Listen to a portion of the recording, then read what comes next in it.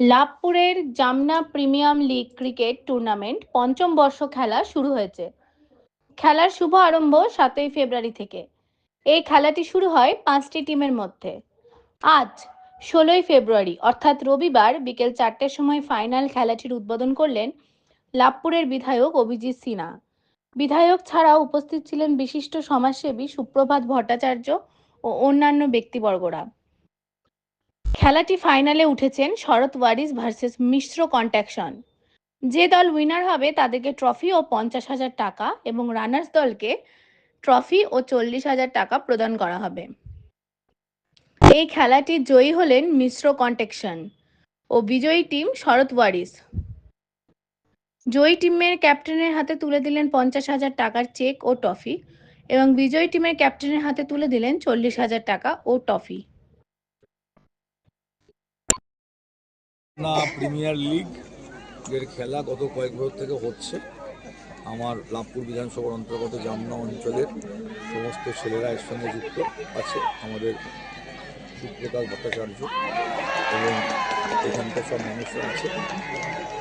অত্যন্ত আনন্দের যে এইরকম গ্রামেও এই ধরনের খেলা আমরা অর্গানাইজ করতে পারছি। আমাদের মাননীয় মুখ্যমন্ত্রী যে আনন্দ সব জায়গায় থাকে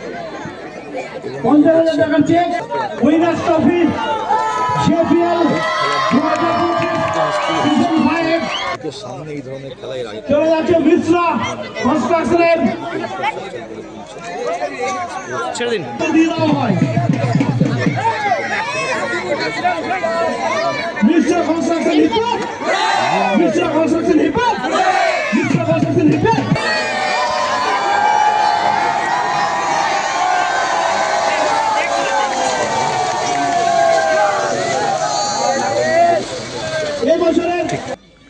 অসাধারণ লাগছে। এবারে টুর্নামেন্টে আমাদের চ্যাম্পিয়ন হয়েছি।